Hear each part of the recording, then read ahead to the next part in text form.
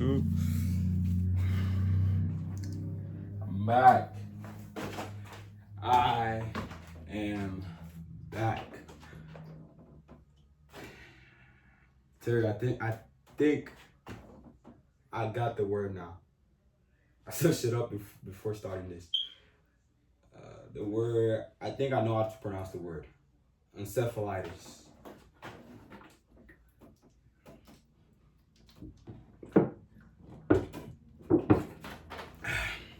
Obviously, same thing. Gotta get my steps in. I didn't really do a lot today, but gotta end it with something, you know? But today will be the last reading of the book Watchers by Dean Koontz. It's been a cool book. I've enjoyed it. Obviously not the best start, but as you continue to read it, it starts to get more and more interesting as you learn about the characters and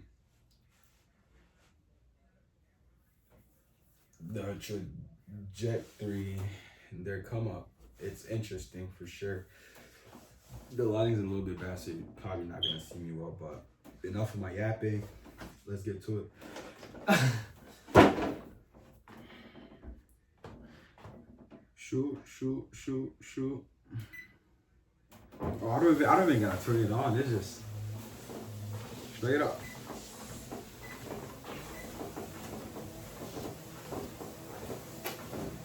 Yeah.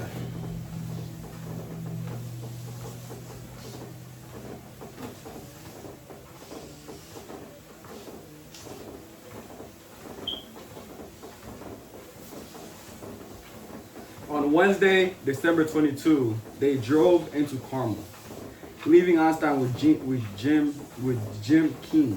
They spent the day buying Christmas gifts, decorations for a house, ornaments for a tree, and the tree itself. With the threat of the outsider moving inexorably closer to them, he seemed almost frivolous to make plans for the holiday. But Travis said, life is short.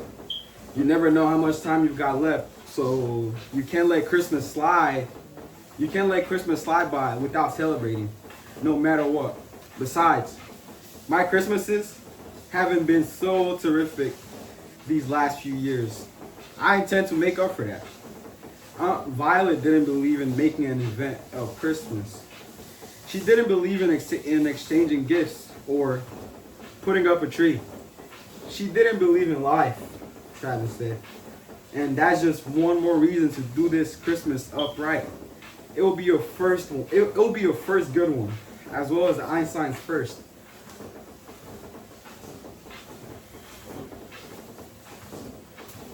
Starting next year, Nora thought, there will be a baby in the house with which to share Christmas. And won't that be a hoot?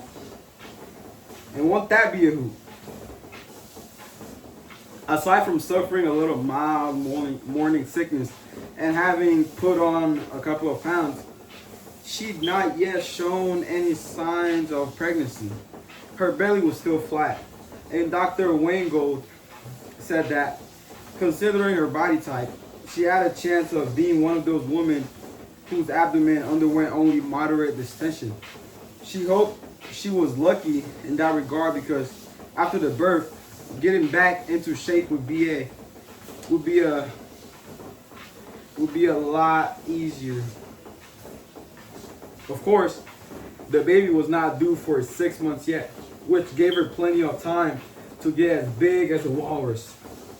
Returning from Carmel in the pickup, the back of which was filled with packages and a perfectly formed Christmas tree, Einstein slept half on Nora's lap. He was worn out from his busy day with Jim and Puka. They got home less than an hour before dark. Einstein led the way toward the house, but suddenly stopped and looked around curiously. He sniffed the chilly air. They moved across the yard, nose to the ground, as if tracking a scent. Heading toward the back door with her arms full of packages. Nora did not at first see anything unusual in the dog's behavior, but she noticed that Travis had halted and was staring hard at Einstein. She said, "What is it?" "Wait a second." Einstein crossed the yard in the edge of the woods on the south side. He stood rigid, head thrust forward, then shook himself and moved on along the perimeter of the forest.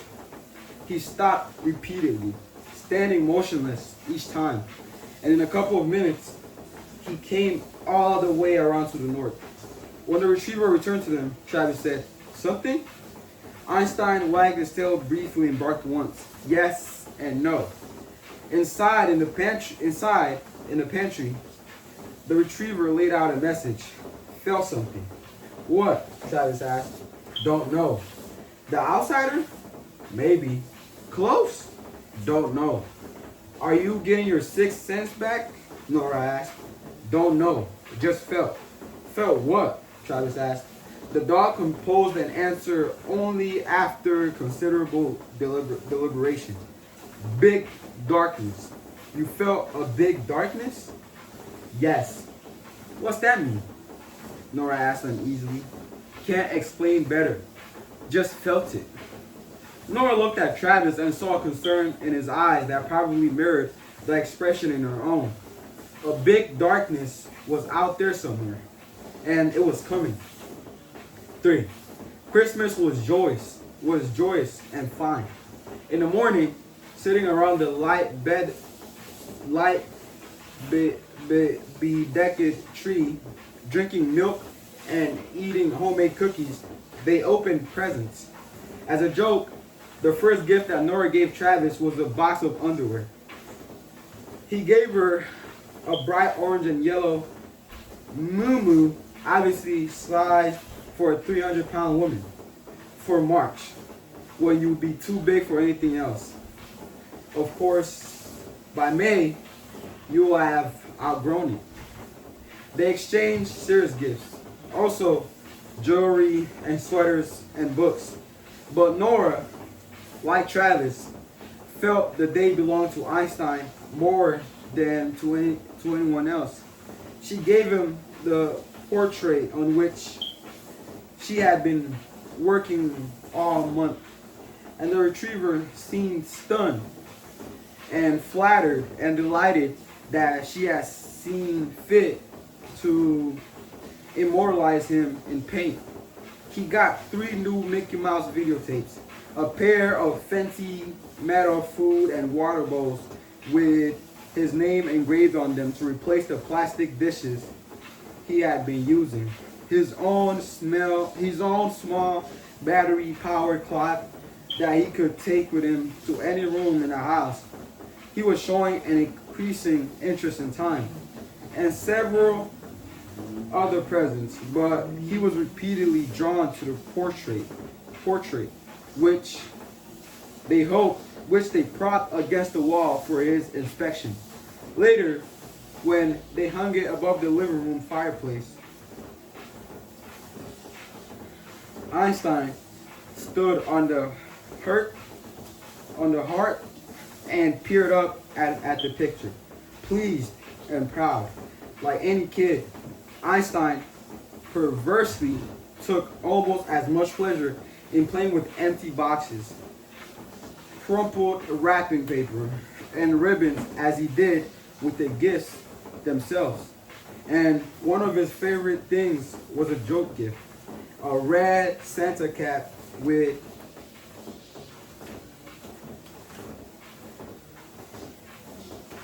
a white pom-pom on the tip, which was held on his head by an elastic strap.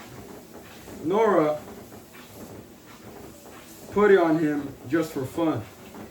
When he saw himself in the mirror, he was so taken with his appearance that he objected when, a few minutes later, she tried to take the cap off him. He kept it on most of the day. Jim Keen and Puka arrived in the early afternoon, and Einstein herded them straight into the living room to look at his portrait above the mantel. For an hour, watched over by Jim and Travis, the two dogs played together in the backyard. That activity having been preceded by the excitement of the morning's gift giving, left Einstein in need of a nap. So they returned to the house, where Jim and Travis helped Nora prepare Christmas dinner. After his nap, Einstein tried to interest Puka in Mickey Mouse cartoons, but Nora saw that he met with only limited success. Puka's attention span didn't even last long enough for Donald or Goofy or Pluto to get Mickey into trouble.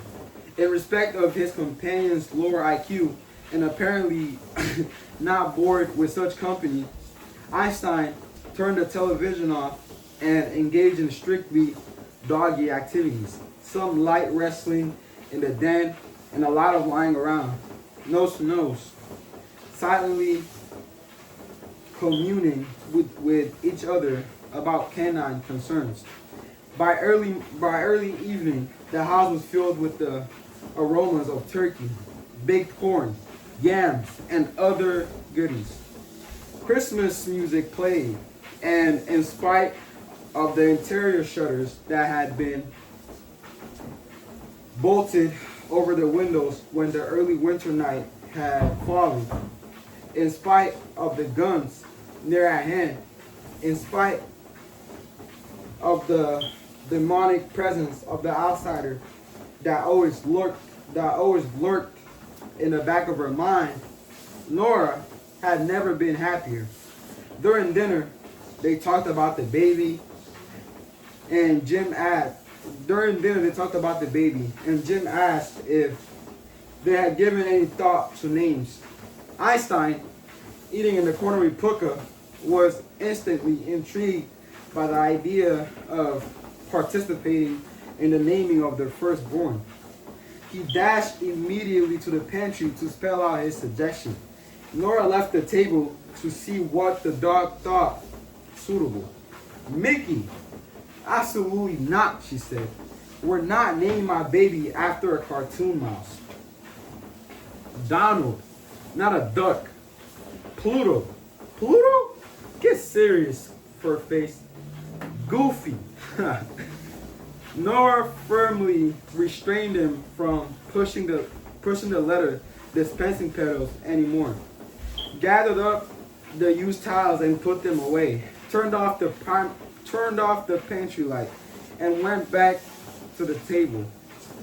You may think it's hilarious, she told Travis and Jim, who were choking with laughter. But he's serious. After dinner, sitting around the tree in the living room, they talked about many things, including Jim's intention of getting another dog. Puka needs to have another of his kind, the vet said. He's almost a year and a half old now. And I'm of the belief that human companionship isn't enough for them after they're well past the puppy stage. They get lonely like we do. And since I'm going to get him a companion, I might as well get a female purebred lab and maybe wind up with some nice puppies to sell later. So he's going to have not only a friend, but a mate. Nora had not noticed that Einstein was any more interested in that part of the conversation than in any other. However, in the pantry, and called Nora over to have a look at it. Wait. However, after Jim and Puka had gone home, Travis found a message in the pantry and called Nora to have a look at it. Mate, a companion, partner, one of a pair. Oh, Einstein lonely too? That's crazy.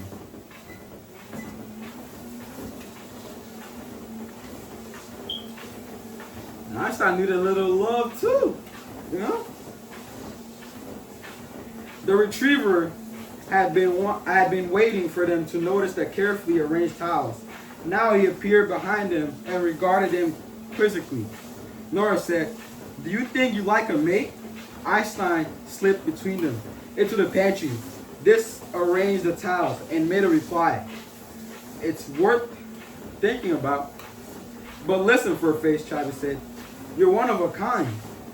There's no other dog like you with their IQ.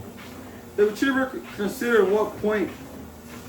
The retriever considered that point, but was not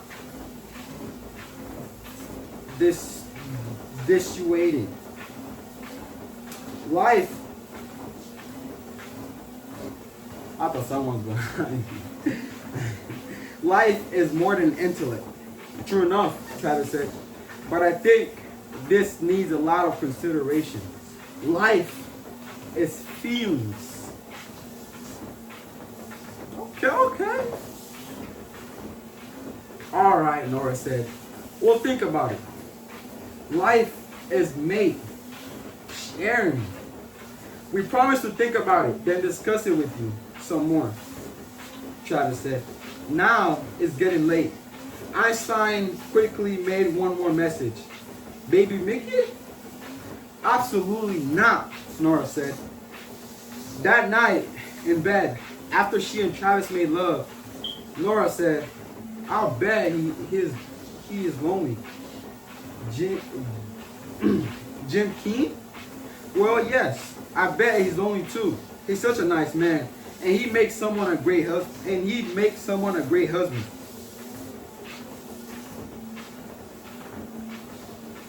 Oh, I thought she was talking about. Wait, huh? He makes someone a great husband. Oh, okay.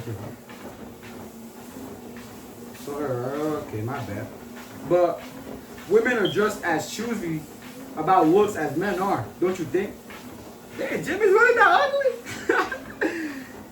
They don't go for husbands with hound dog faces. They marry the good-looking ones who half the time treat them like dirt. But I didn't mean Jim. I meant Einstein. He must get lonely now and then. We're with him all the time. No, we're really not. I paint. And you do things in which poor Einstein doesn't get included. And if you do get back to real estate eventually, there'll be a lot of time when Einstein's without anyone. He has his books. He loves books. Maybe books aren't enough, she said. They were silent for so long that she thought Travis had fallen asleep. Then he said, if Einstein made it and produced puppies, what would they be like? You mean, would they be as smart as he is? I wonder. Seems to me there's three possibilities. First, his intelligence isn't inheritable, so his puppies would just be ordinary puppies. Second, it is inheritable, but the genes of his mate would dilute the intelligence, so the puppies would be smart, but not as smart as their father. And each would be smart. And each succeeding generation would get dimmer, duller, until eventually his great-great-grandpups would just be ordinary dogs. What's the third possibility? Intelligence. Being a survival trait might be genetically dominant, very dominant, in which case his puppies would be as smart as he is, and their puppies after them, on and on, until in time you'd have a colony of intelligent golden retrievers, thousands of them all over the world. They were silent again. Finally, she said, wow. Travis said, he's right. What? It is something worth thinking about. 4.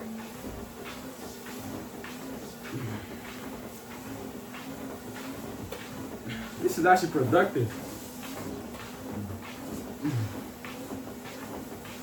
Vince Nasco had never anticipated back in November that he would need a full month to get a whack at Ramon Velasquez, the guy in Oakland who was a thorn in the side of Don Mario Terrania. Until he wasted Velasquez, Vince would not be given the names of people in San Francisco who dealt in false ID and who might help him track down Travis Cornell, the woman, and the dog. So he had an urgent need to reduce Velasquez to a hunk of petrifying meat. But Velasquez was a goddamn shadow. The man did not make a step without two bodyguards at his side, which should have made him more than rather less conspicuous. However, he conducted his gambling and drug enterprises, infringing on the Ted Ryan franchise in Oakland with all the stealth of Howard Hughes. He slipped and slithered on his errands, using a fleet of different cars, never taking the same route 2 days in a row, never meeting in the same place, using the street as an office, never staying anywhere long enough to be made, marked, and wiped out. He was a hopeless paranoid who believed everyone was out to get him. Vince couldn't keep the man in sight long enough to match him with the photograph that the Ted Ryan had supplied. Ramon Velasquez was smoke. Vince didn't get him until Christmas Day, and it was a hell of a mess when it went down. Ramon was at home with a lot of relatives. Vince came at the Velasquez property from the house behind it, over the high brick wall between one big lot and the other. Coming down on the other side, he saw Velasquez and some people at a barbecue on the patio near the pool, where they were roasting an enormous turkey. Did people barbecue turkeys anywhere? Roasting an enormous turkey. Did people barbecue turkeys anywhere but in California? Oh, did people barbecue turkeys anywhere but in California? And they all spotted him immediately, though he was half an acre away. He saw the bodyguards reaching for weapons in their shoulder holsters, so he had no chance but to fire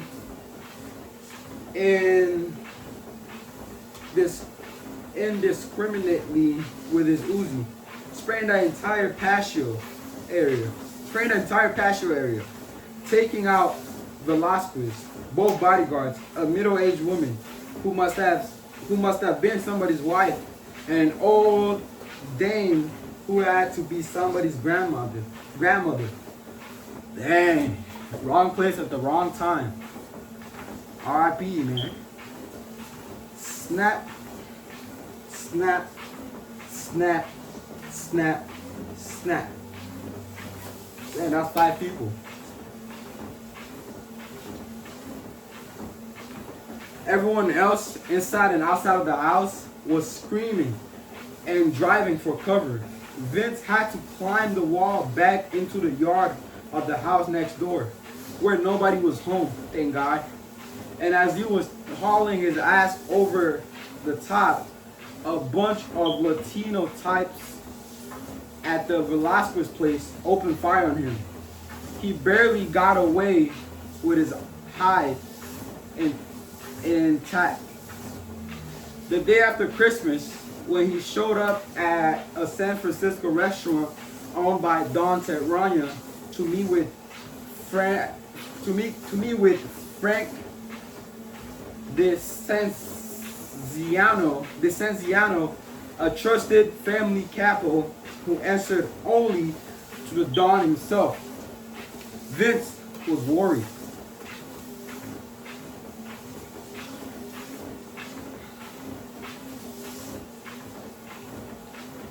The Fratellanza had a code about assassinations.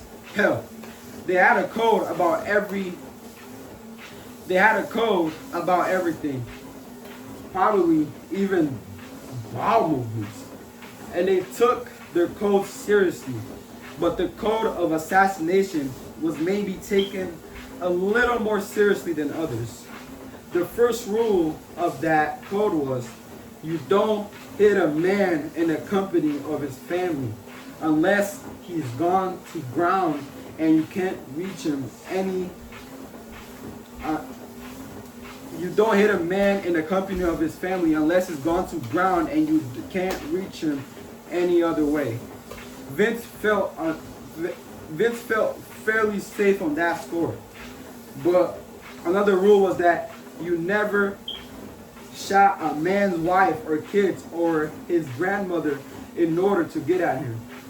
Any hitman who did such a thing would probably wind up dead himself, wasted by the very people who had hired him. Vince hoped to convince Frank Licenciano that Velasquez was a special case. No other target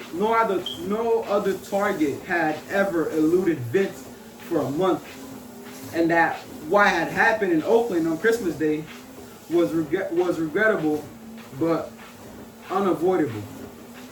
Just in case the Licenciano, and by extension the Don, was too fierce to listen to reason, Vince went prepared with more than a gun. He knew that if they wanted him dead, they would crowd him and take the gun from him before he could use it. As soon as he walked into the restaurant, and before he knew the score, if they wanted him dead, by extension, the Don was too fierce to listen to reason. Vince went prepared with more than a gun. He knew that if they wanted him dead, they would crowd him and take the gun away from him before he could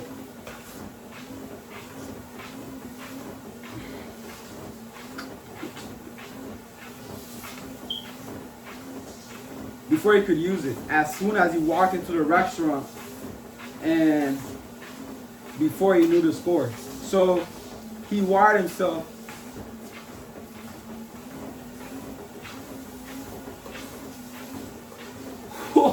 no way. He wired himself with plastic explosive and was prepared to detonate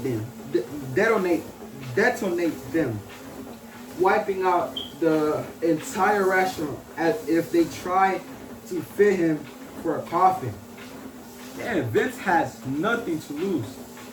Literally. Vince was not sure if he would survive the explosion. He had absorbed the life energies of so many people recently that he thought he must be getting close to the immortality he had been seeking, or was already there. But he could not know how strong he was until he put himself to the test. If his choice was standing at the heart of an explosion, or letting a couple of wise guys pump 100 rounds into him and encase him in concrete for a dunk in the bay, he decided the former was appealing and perhaps offered him a marginally better chance of survival. To his surprise, the Licenciano, who resembled a squirrel with meatballs in his cheeks, was delighted with how the Velasquez contract had been fulfilled. He said the Don had the highest praise for Vince. No one searched Vince when he entered the restaurant. At a corner booth, as the first man in the room, no one searched Vince when he entered the restaurant. At a corner booth, as the first man in the room, he and Frank were served a special lunch of dishes now on the menu.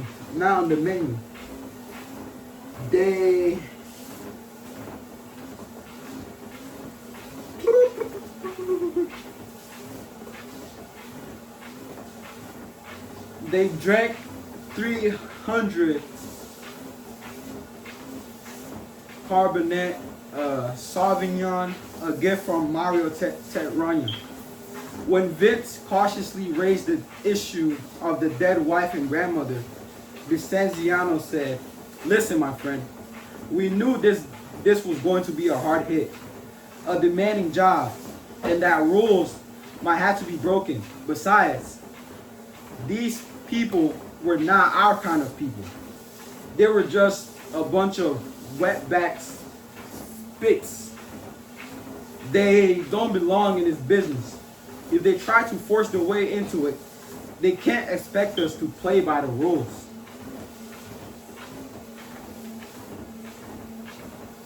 Relieved, Vince went to the man's room halfway through lunch and disconnected the detonator. He didn't want to set the plastic off accidentally now that the crisis was past.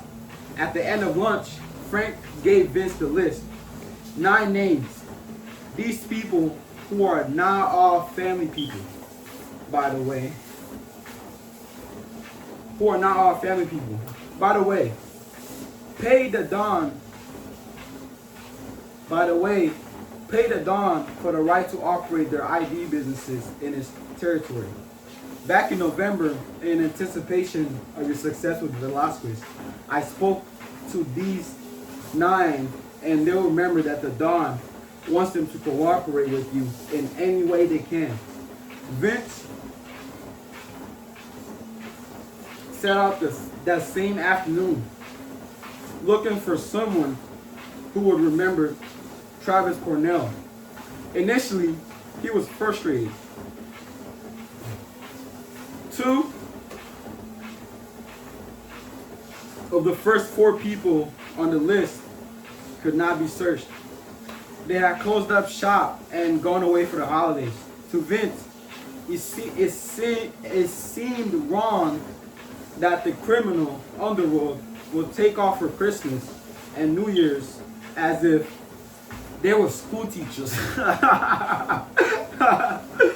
Oh crap. But the 5th man, oh no. Anson Van Dyne was at work in the basement beneath his topless club, Hot Tips. And at 5:30, December 26th, Vince found what he was after. Van Dyne looked at the photograph of Travis Cornell, which Vince had obtained from the back issue files of the Santa Barbara newspaper. Yeah, I remember him. He's not one you forget. Not a foreigner looking to become an instant American like half my customers. And not the usual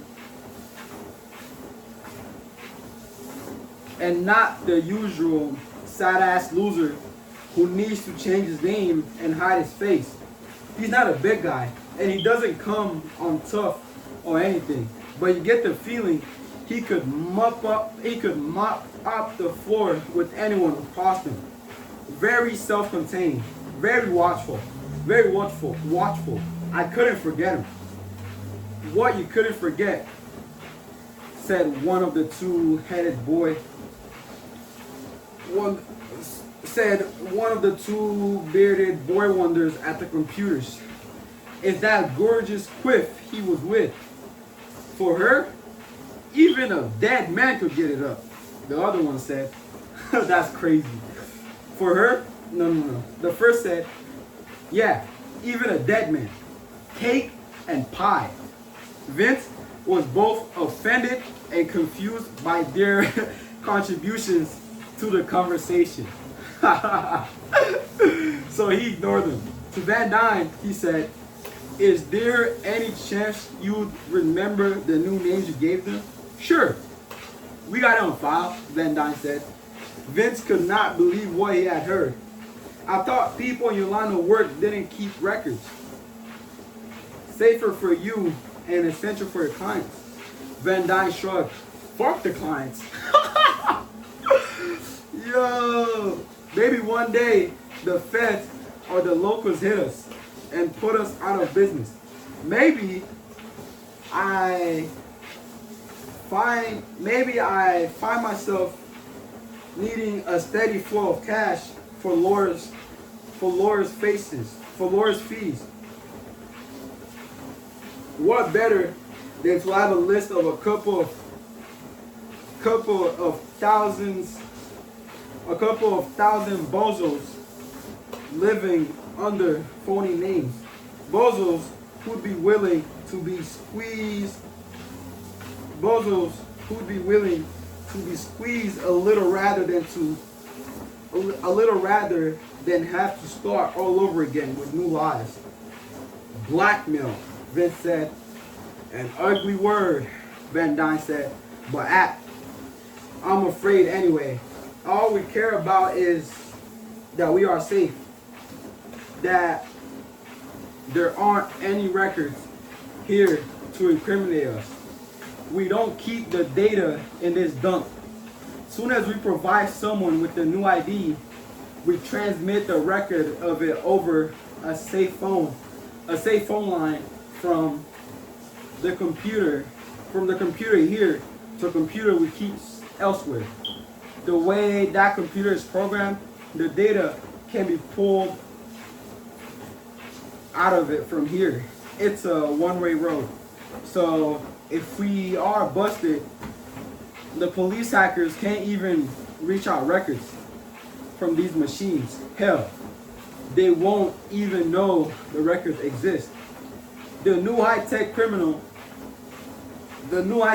world made Vince woozy.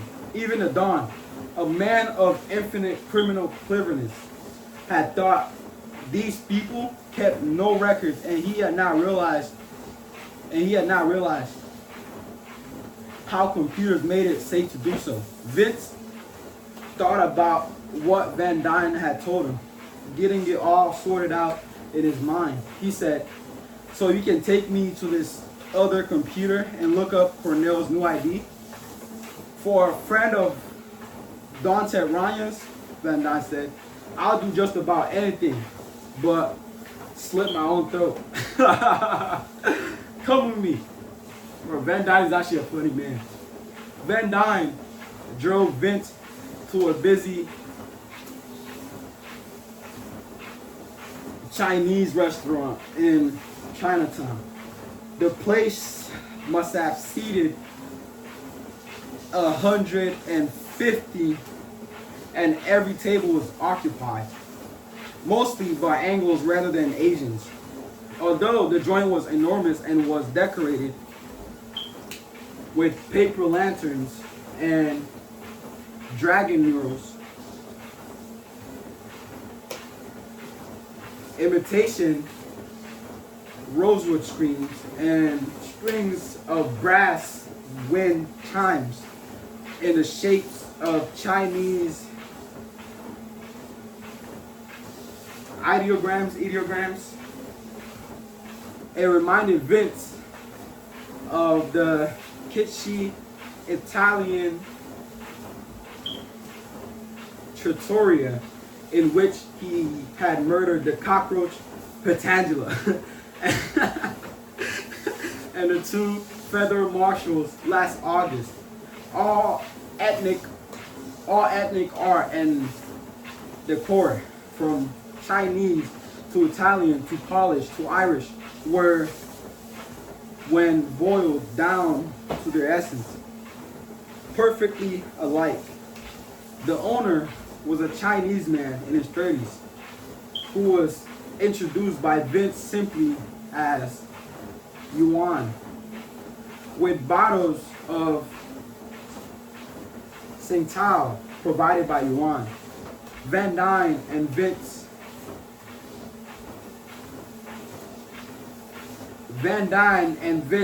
went into the owner's basement office, where two computers stood on two desks. One out in the main work area, and the other shoved into a corner. The one in the corner was switched on, though nobody was working at it. This is my computer, Van Dyne said. No one ever works with it. They never even touch it, except to open the phone line to put the modem in operation every morning and to close it at night. My computers at High Tips are linked to this one. You trust you want? I got him the loan that started this business. He owes me his good fortune. And it's pretty much a clean loan. Nothing that can be linked to me in any way or to Dante Rania. So Yuan remains an upstanding citizen who's of no interest to the cops. All he does for me in return is let me keep the computer here. Sitting in front of the terminal, Van Dyne began to use the keyboard. In 2 minutes, he had Travis Cornell's new name, Samuel Spencer Hyatt. And here, Van Dyne said as new data flickered up, this is the woman who was with him. Her real name was Nora Louise Devon of Santa Barbara. Now, she's Nora Jean Ames. Okay, Vince said, now wipe them off your records. What do you mean? Erase them. Take them out of the computer. They're not yours anymore. They're mine. Nobody else's. Just mine. A short while later, they were back at Hot Tips, which was this desolate place that revolted Vince. Oh my gosh. I hope the Cornells don't die. Please. They can't die. No way. My prediction is that Travis is gonna get the upper hand and destroy sounds a little bit immature. He's gonna get the upper hand and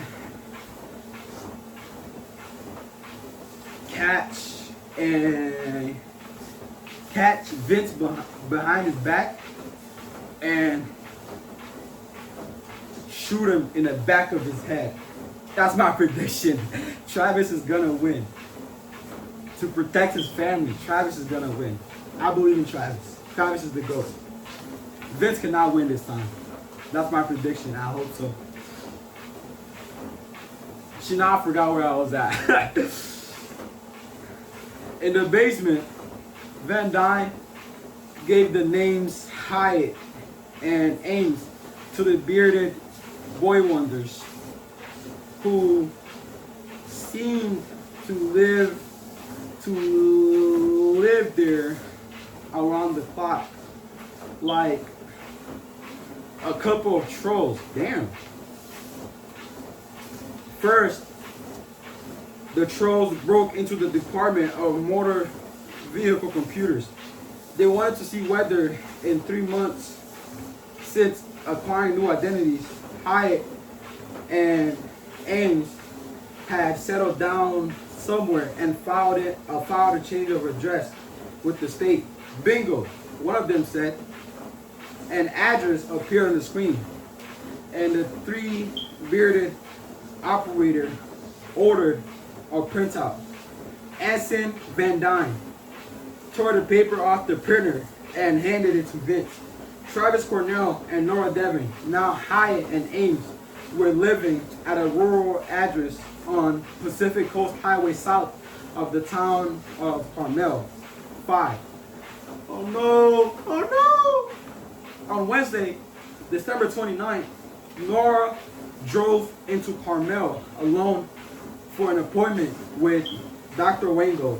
The sky was overcast, so dark that the white seagulls swooping against the backdrop of clouds were, by contrast, almost as bright as these incandescent lights. What does that even mean? What does the word incandescent mean? The weather had been much the same since the day after Christmas. But the promised rain never came. Today, however, it came, and speed up, speed it up, speed it up, speed it up. Can you track my blood?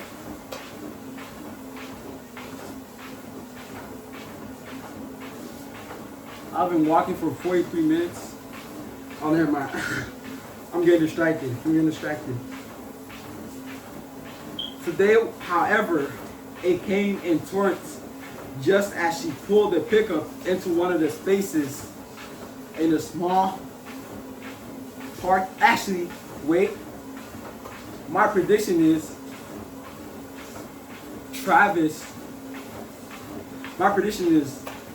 Vince is gonna get Travis right. Then Nora is gonna come to the rescue. And boom! Vince in the back of his head. And shoot him dead in the back of his head. Then Vince is gonna fall down straight to the ground and he's gonna die. And Vince's last words when he dies are gonna be snap. I know that sounds corny, but that's my prediction.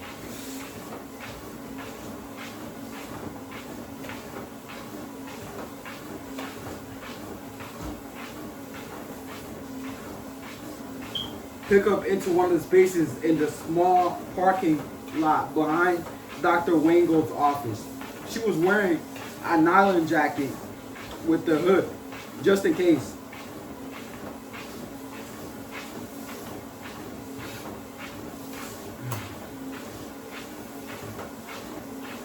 And she pulled the hood over her head before dashing from the truck into the one-story brick building.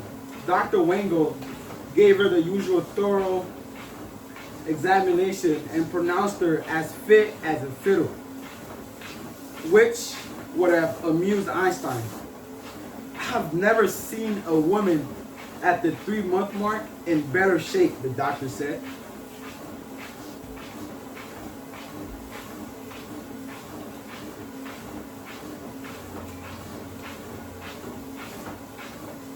I want this to be a very healthy baby, a perfect baby. And so it shall be. The doctor believed that her name was Ames and her husband's name was Hyatt, but he never once indicated disapproval of her marital status.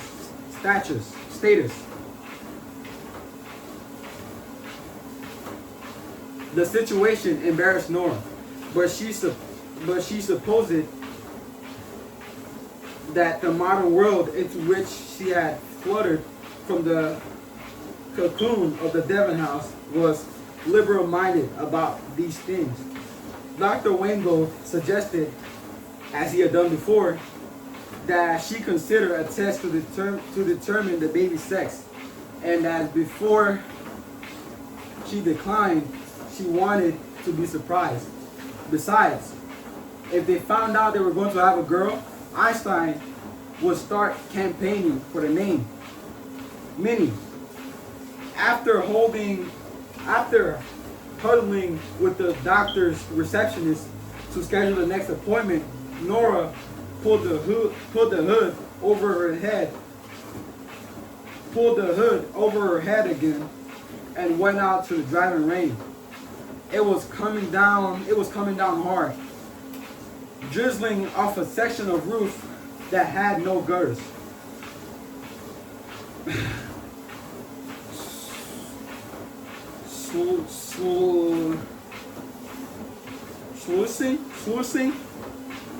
Sluicing across the sidewalk, forming deep puddles on the macadam of the parking lot.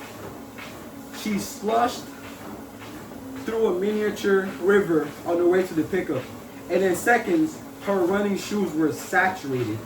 As she reached the truck, she saw a man getting out of a red Honda parked beside her. She didn't notice much about him, just that he was a big guy in a small car, and that he was not dressed for the rain. He was wearing jeans and a blue pullover, and Nora thought, the poor man is going to get soaked to the skin. Oh my gosh, it's gotta be Vince. Nora's gonna get kidnapped. She opened the driver's door and started to get into the truck.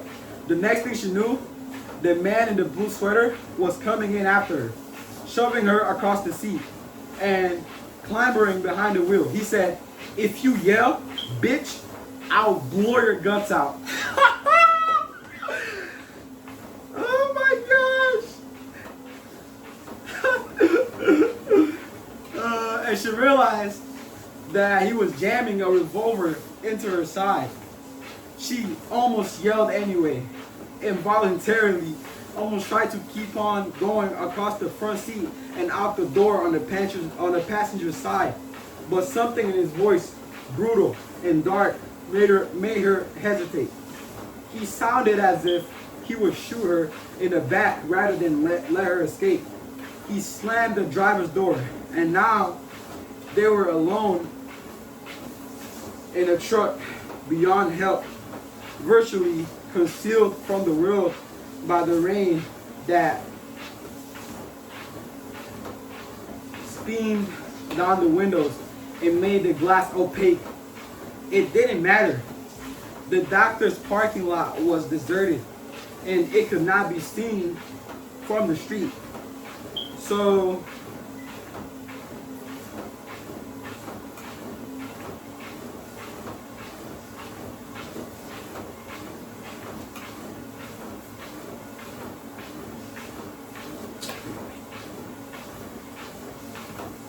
even out of the truck, she would have had no one to whom to turn. He was a very big man and muscular, but it was not his size that was most frightening. His beard face was placid, virtually expressionless. That serenity, completely unsuited to these circumstances, scared Nora. His eyes were worse, green eyes and cold. Who are you? She demanded, trying to conceal her fear, sure that visible terror would excite him. He seemed to be balanced on a thin line. What do you want with me? I want the dog. She had thought robbers. She had thought rapists. She had thought psychopathic serial killer. But she had not for a moment thought he might be a government agent. Yet, who else would be looking for Einstein? No one else even knew the dog existed. What are you talking about? She said. He pushed the muzzle of the revolver deeper into her side until it hurt. She thought of the baby growing within her. All right, okay, obviously you know about the dog, so there's no point playing games. No point. He spoke so quietly that she could hardly hear him above the rear of the rain that drummed on the roof of the cab and snapped against the windshield. He reached over and pulled down the hood of her jacket, opened the zipper, and slid his hand down her breast, over her belly. Oh my God, Vince is so weird. This guy is he's a pervert. For a moment, she was terrified that he was, after all, intent on rape. Instead, he said, this Wangold is a gynecologist, obstetrician. So what's your problem? You have some damn social disease, or are you pregnant? He almost spit out the words social disease as if merely Pronouncing these syllables made him sick with disgust. Disgust.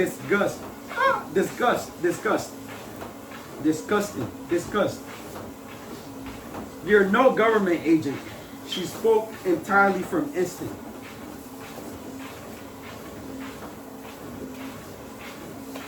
I asked you a question, bitch. Oh my gosh. Oh man, he said in a voice barely louder than a whisper. He leaned close, digging the gun into her side again. The air in the truck was humid. The all-enveloping sound of rain combined with the stiffness to create a claustrophobic atmosphere that was nearly intolerable. He said, "Which is it? You got herpes?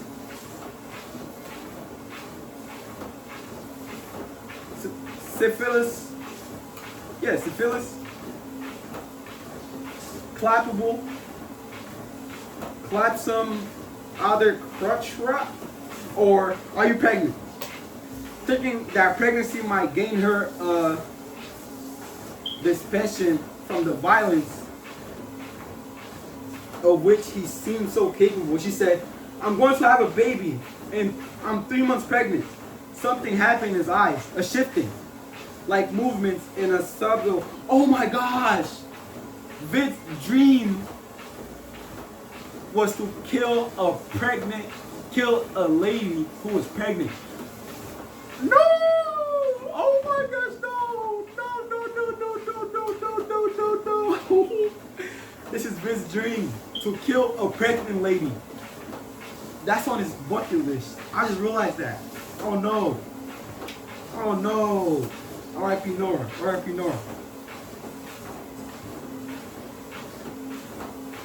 Something happened in his eyes, a shifting, like movement in a subtle kaleidoscopic pattern that was composed of bits of glass, all the same shade of green.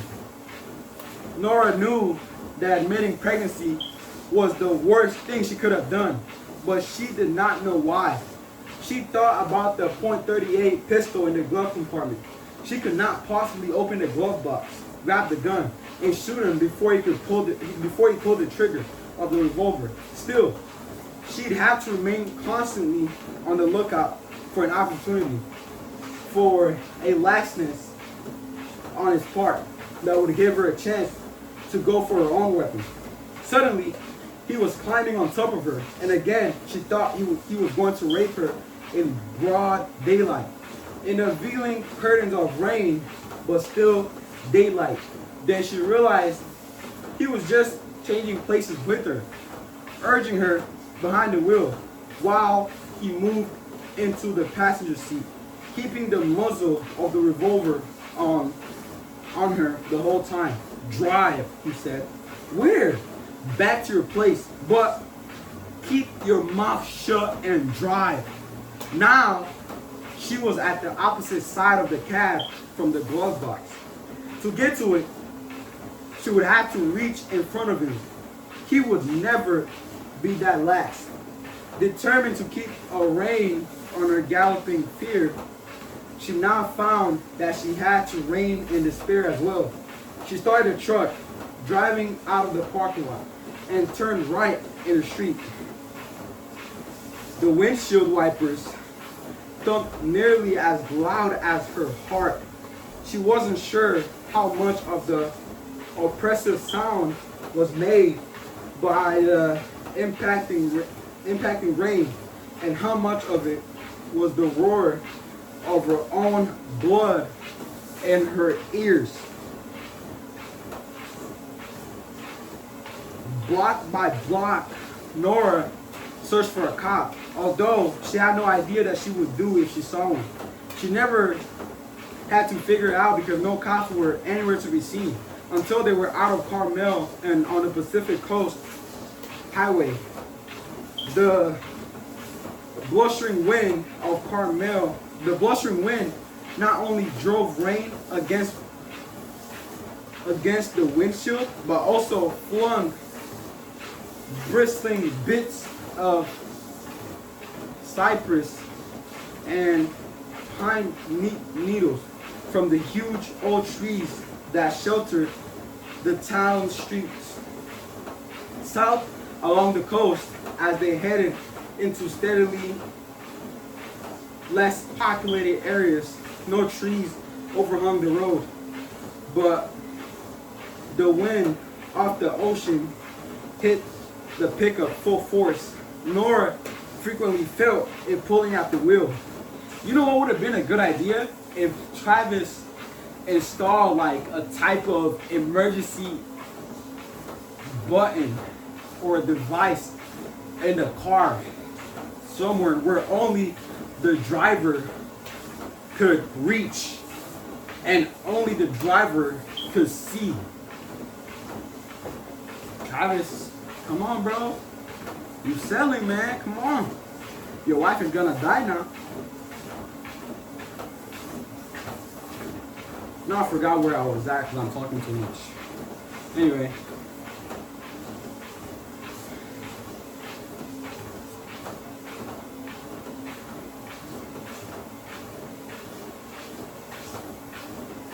South along the coast, as they headed, oh my gosh,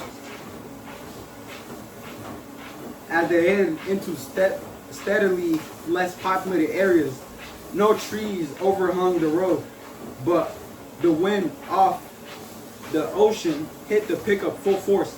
Nora frequently felt it pulling at the wheel, and the rain slashing straight at them from the sea seemed to pummel the truck hard enough to leave dents in the sheet metal. After at least 5 minutes of silence, which seemed like an hour, she could no longer obey his order to keep her mouth shut. How did you find us? Been watching your place for more than a day, he said in a cool, quiet voice that matched his placid face.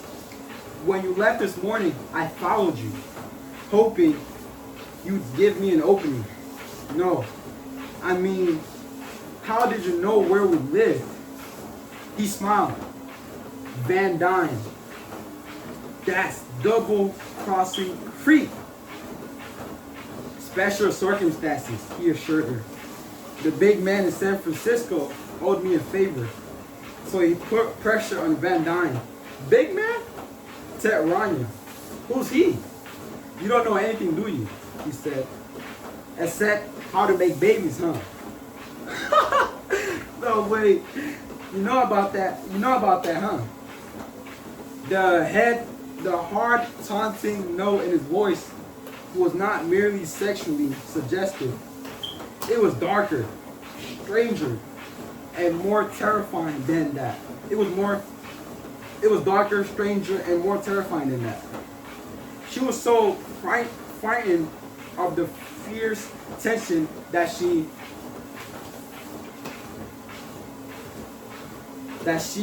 sensed in him each time he approached the subject of sex that she did not dare to reply to him. She turned on the headlights as they encountered thin fog. She kept her attention on the rain-washed highway, squinting through the smeary windshield. He said, "You're very pretty. If I was going to stick it into anyone, I stick it into you." This guy's a pervert. Oh my gosh. That's so disgusting. Nora bit her lip. "But even as pretty as you are," he said, "you're like all the others, I bet. If I stick it into you, then it rot and fall off because you're diseased like all the others, aren't you?" "Yeah, you are. Sex is death. I'm one of the few who seems to know it. Even though proof is everywhere. Sex is death, but you're very pretty." As she listened to him, her throat got tight. She was having difficulty drawing a deep breath. Suddenly, his taciturnity was gone. He talked fast, still soft voiced,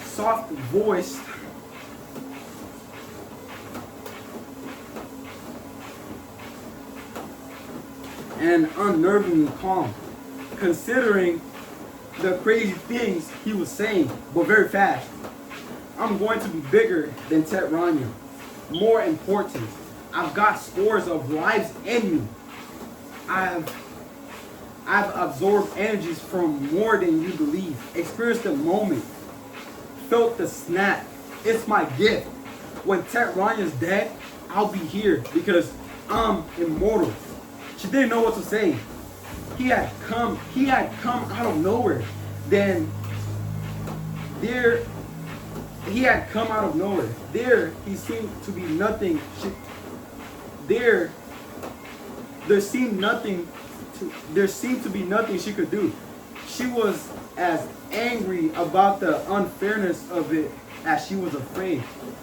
They had made careful. They had made. Whew. Raise it up. Raise it up. Let's go.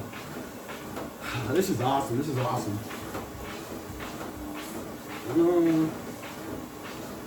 They had made careful reparation for the outsider, and they had taken elaborate steps to elude the government. But how were they supposed to have prepared for this? It wasn't fair. Silent again. He stared at her intently for a minute or more. Another eternity. She could feel his icy green gaze on her as surely as she would have felt a cold, fondling hand. You don't know what I'm talking about, do you? He said. No. Perhaps because he found her pretty, he chose to explain. I've only ever had one person before, and he made fun of me. His name was Danny Slowicks. I've only had one person before. Vince is gay? What that mean? And we both worked for the Karamazov family in New York, biggest of the 5 mafia families. Little muscle work, once in a while, killing people who needed killed. Nora felt sick because he was not merely crazy and not merely a killer, but a crazy professional killer. Unaware of her reaction, switching his gaze from the rain-swept road to her face, he continued. See, we were having dinner in this restaurant, Danny and me, washing down clams with Valpolicella. And I explained to him that I was destined to lead a long life because of my ability to acquire the vital energies of people I wasted. I told him, see, Danny, people are like batteries, walking batteries, filled with this mysterious energy we call life. When I off someone, his energy becomes my energy, and I get stronger. I'm a bull, Danny. I says, look at me. Am I a bull or what? And I got to be a bull because I had this gift of being able to take the energy from a guy. And you know what Danny says? What? She asked numbly. Well, Danny was a serious eater, so he kept his attention on his plate, face, and his food until he scarfs a few more clams. Then he looks up, his lips and chin dripping clam sauce, and he says, yeah, Vince. So where'd you learn this trick, huh? Where'd you learn how to absorb these life energies? I said, well, it's my gift. And he said, you mean like from God? So I had to think about that. And I said, who knows where from? It's my gift.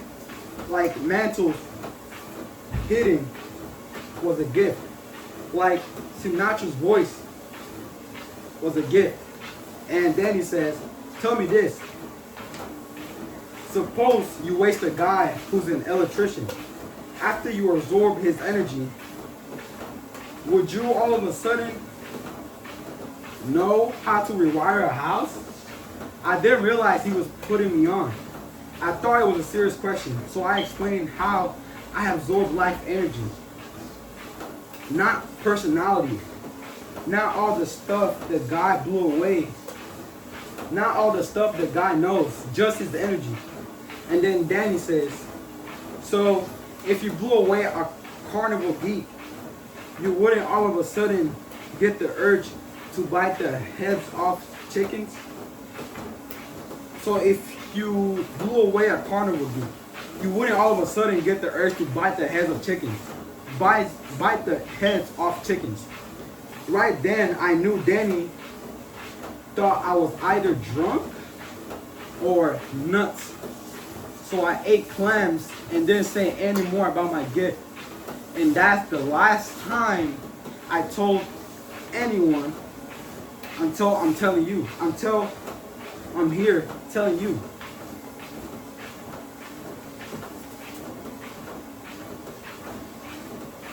He called himself Vince. So now she knew his name. She did not see what good it would do her to know it.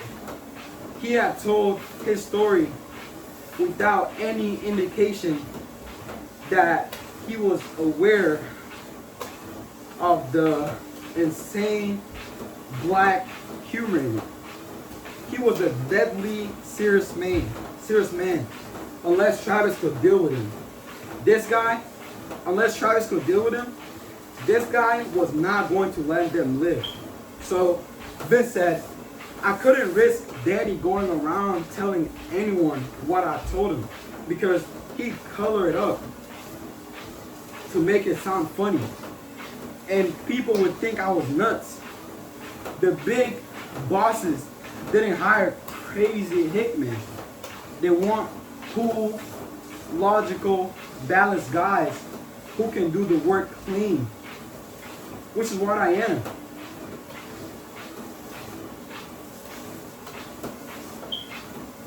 Cool and balanced.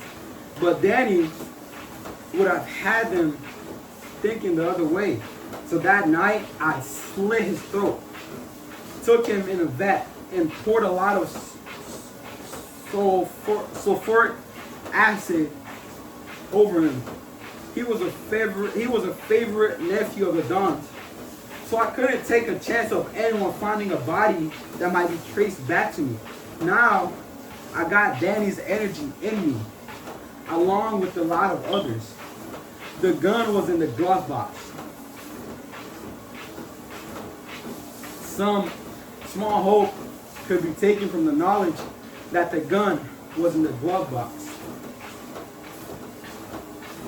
While Nora was visiting, okay, so now we're getting the story from Nora's perspective now. While Nora was visiting Dr. Wingo, Travis whipped up. Travis. My bad. Travis whipped up and baked a double batch of chocolate cookies with peanut butter chips. Living alone, he had learned to cook, but he had never taken pleasure in it. During the past few months, however, Nora had improved his culinary skills to such an extent that he enjoyed cooking, especially baking. Einstein, who usually hung around dutifully throughout a baking session, in the anticipation of receiving a sweet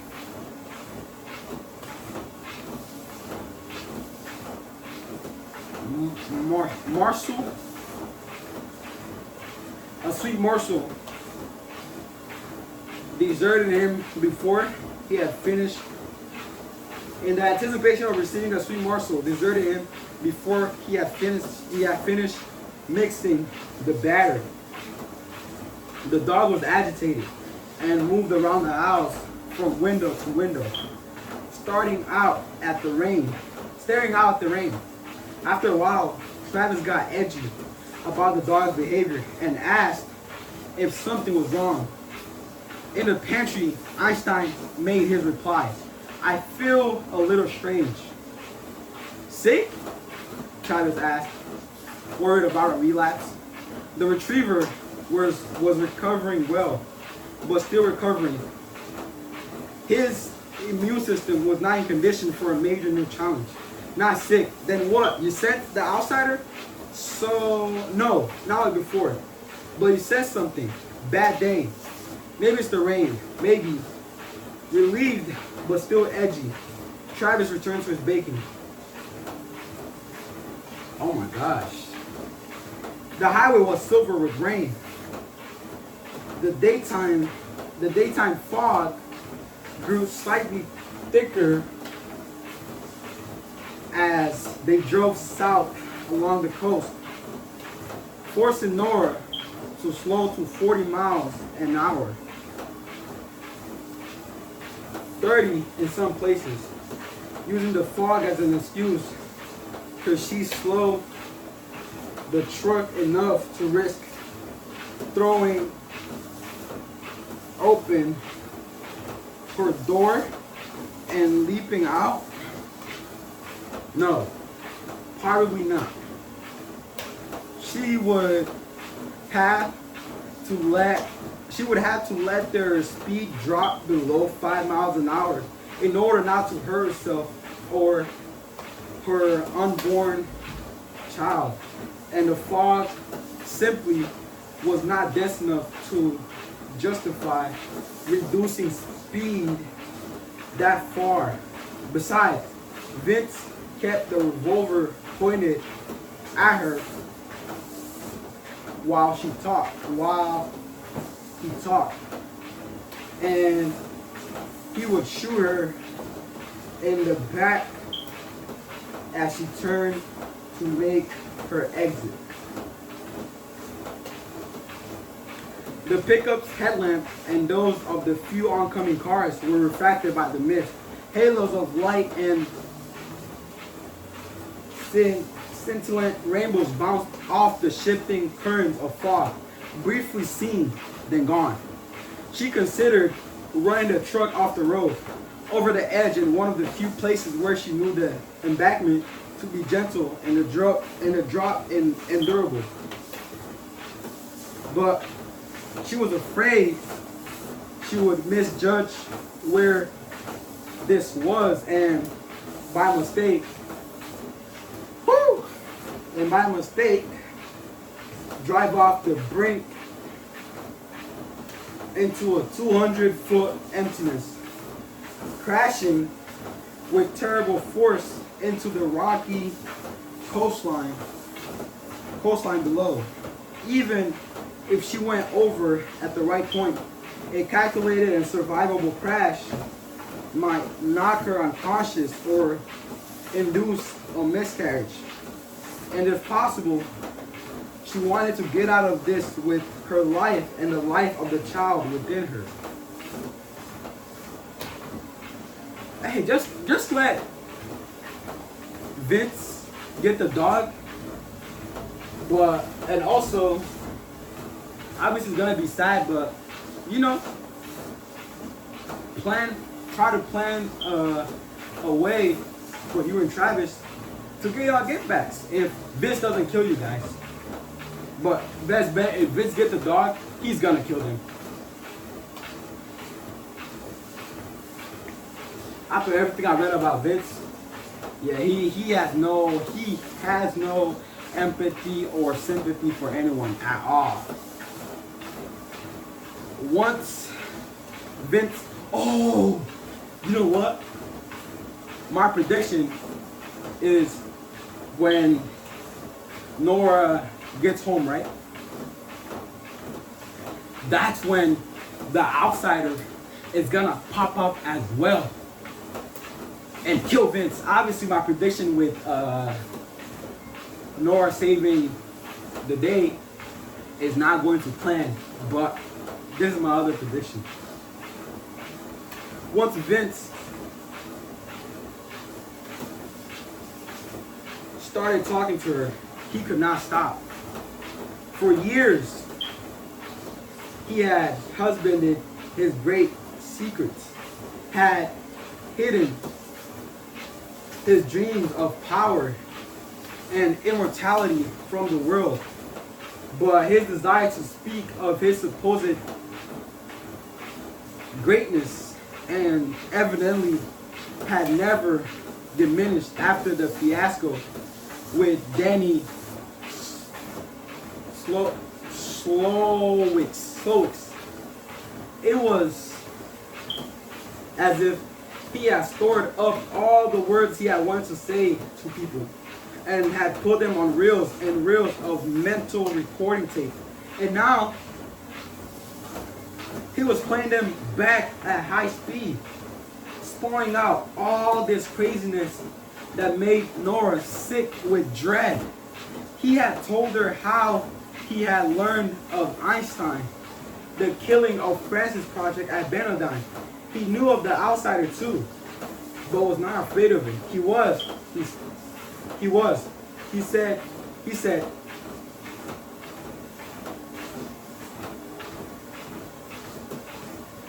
on the brink of immortality and gaining ownership of the dog was one of the final tasks he had to complete in order to achieve his destiny. He and the dog were destined to be together because each of them was unique in this world, one of a kind. Once Vince had achieved his destiny, he said nothing could stop him, and even the outsider. Half the time, Nora didn't understand what he was saying. She supposed that if she did understand it, she would be as insane as he clearly was. But though she did not always grasp his meaning, she knew what he intended to do. She knew what he intended to do to her and to Travis once he had the retriever. At first, she was afraid of speaking about her fate, as if putting it into words would somehow make it irreversible. At last, however, when they were no more than 5 miles from the dirt lane that turned off the highway and led up to the bleached woodhouse, she said, "You won't let us go when you get the dog, will you?" He stared at her, caressing her with his gaze. "What do you think, Nora? What do you think, Nora?" "I think you'll kill us." "Of course." She was surprised that his confirmation of her fears did not fill her with greater terror. His smug response only infuriated her, damping her fear while increasing her determination to spoil his neat plans. She knew then she was a radically changed woman from the Nora of last May, who would have been reduced to uncontrollable shudders by this man's bold self-assurance. "I could run this truck off the road, take my chances with an accident," she said. The moment you pulled on the wheel, he said, "I'd have to shoot you and then try to regain control. Maybe you couldn't. Maybe you die too." "Me? Die? Maybe. But not in anything as minor as traffic accident. No. I've got too many lives in me to go that easily. And I don't believe you try anyway. In your heart of hearts, you believe that man of yours will pull a sharp one, save you and the dog and himself. You're wrong. Of course, you're wrong, of course, but you can't stop believing in him. He won't do anything because he'll be afraid of hurting you. I'll go in there with a gun in your belly, and that will paralyze him long enough for me to blow his head off. That's why I've only got the revolver. It's all I need. His caring for you, his fear of hurting you, will get him killed. Nora decided it was very important that she not let her fury show. She must try to look frightened, weak, utterly unsure of herself. If he underestimated her, he might slip up and give her some small advantage. Taking her eyes off the rainy highway for only a second, she glanced at him and saw that he was staring at her, not with amusement or psychopathic rage, as she would have expected, and not with his usual bovine placidity either, but with something that looked very much like affection and maybe gratitude. I've dreamed for years of killing a pregnant woman. Yup, he said, as if that was a goal no less worthwhile and commendable than waiting to build a business empire or feed the hungry or nurse the sick. I have never been in a situation where the risk of killing a pregnant woman was low enough, where the risk was low enough to justify it. But in that isolated house of yours, once I've dealt with Cornell, the conditions will be ideal. Pause. Please, no, she said shakily. Playing the weakling, though she didn't have to fake the nervous quiver in her voice. Still speaking calmly, but with a trace more emotion than before, he said, There'll be your life energy. Still young and rich, but in the instant you die, I also receive the energy of the child, and that will be perfectly pure, unused, a life that's unsoiled by many contaminants of this sick and degenerate world. You're my first pregnant woman, Nora, and I'll always remember you. Tears shimmered at the corner of her eyes, which was just good acting, which was not just good acting either. Although she did believe Travis would find some way to handle this man, she was afraid that in the turmoil, she or Einstein would die. And she did not know how Travis would be able to cope with his failure to save all of them. Don't despair, Nora, Vince said. You and your baby will not entirely cease to exist. You both become a part of me, and in me, you live forever. This guy is sick. Travis took the first tray of cookies out of the oven and put them on a rack to cool. Einstein came sniffing around, and Travis said, "They're too hot yet." The dog returned to the living room to look out the front window at the rain. Just before Nora turned off the coastway, Vince slid down on the seat below the window level and out of sight. He kept the gun on her. I'll blow that baby right out of your belly if you make the slightest wrong move. She believed him.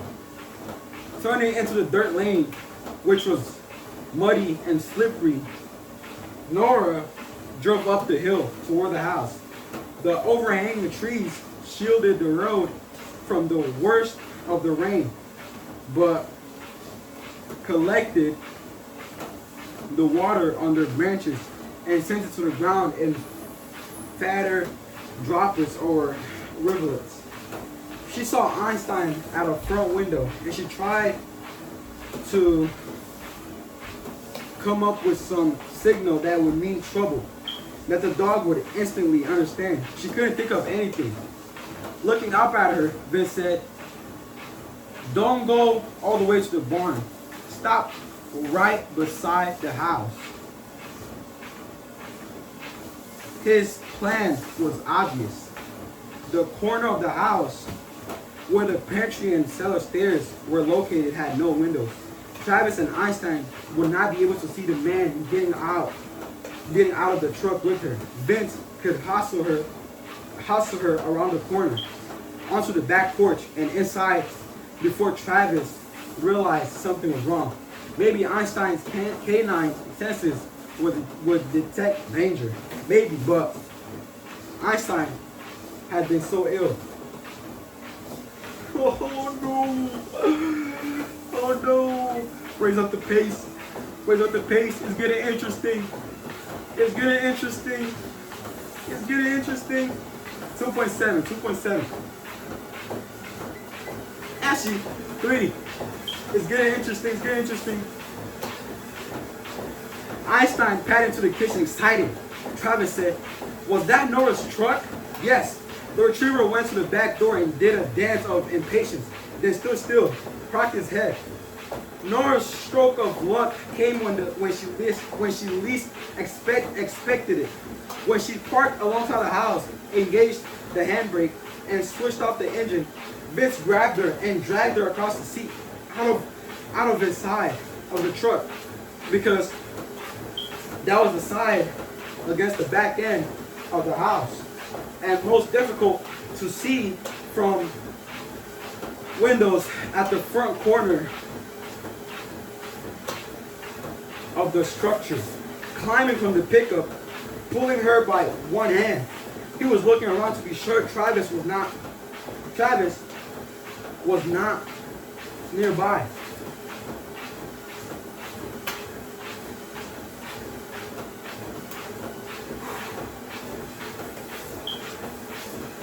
Distracted, he couldn't keep his revolver on Nora as closely as before. As she slid across the seat, past the glove box, she popped open the door and snatched up the .38 pistol. Oh my gosh! Where's up the pace? Where's up the pace? I want to run. I want to run. I want to run. Ow! I want to run.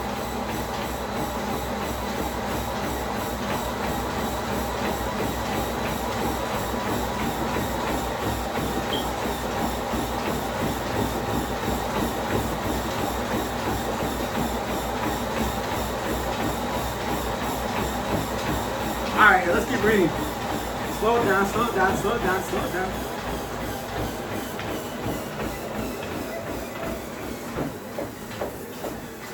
Woo! I'm excited. The book is getting interesting. Oh my gosh. This is gonna be my longest video. I swear. As she slid across the seat, past the glove box, she popped open the door and snatched up the .38 pistol.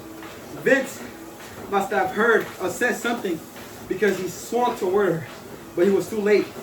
She jammed the .38 into his belly, and before he could raise his gun and blow her head off, she squeezed the trigger 3 times.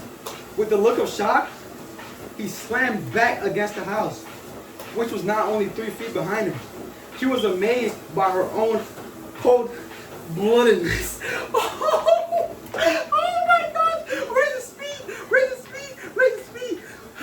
No way! No way! Was that right? Was I right? I was close. I was close. I was close. I was close. I was close. I was close. No way. I was close. I was close. I was freaking close. Hey. Hey. I was close. I was close. I was close. Let's go. Let's go. I was close. I was close. I was close. No way. Her own cold bloodedness. Crazily, she thought that no one was so dangerous as a mother protecting her own children. Even if one child was unborn and the other was a dog. She fired once more, point blank at his chest. Vince went down hard, face first on the wet ground. No way! Oh my God, who could have guessed? Oh, I guessed it! That the person to kill Vince was Nora. Me! Nora to save the day. Me! Point blank at his chest. Vince went down hard, face first on the wet ground. She turned from him and ran. At the corner of the house, she almost collided with Travis, who vaulted over the porch railing and landed in a crouch in front of her, holding the Uzi carbine. I killed him, she said, hearing hysteria in her voice, fighting to control it. I shot him 4 times. I killed him. My God. Travis rose from a crouch, bewildered. Nora threw her arms around him and put her head against his chest. As chilling rain beat upon him, she reveled in the living warmth of him. Who? Travis began. Behind Nora, Vince issued a shrill, breathless cry and, rolling onto his back, fired at them. The bullet struck Travis high in the shoulder and knocked him backward. If it had been 2 inches to the right, it would have hit Nora in the head. She was almost pulled off her feet when Travis fell because, whoo! She was holding him, but she let go fast and went to the left in front of the truck, out of line of fire. She got only a quick look at Vince, who was holding his revolver in one hand and clutching his stomach with the other, trying to get off the ground. In that glimpse, before she cowered down in front of the pickup, she had not seen any blood on the man. What was happening here? He could not possibly have survived 3 rounds in the stomach and 1 in the chest, not unless he actually was immortal. Even as Nora scrambled for the cover of the truck, Travis had been getting off his back, sitting up in the mud. Blood was visible on him, spreading across his chest from his shoulder, soaking his shirt. He still had the Uzi in his right hand, which functioned in spite of the wound in that shoulder. As Vince pulled off a wild second shot, Travis opened fire with the Uzi.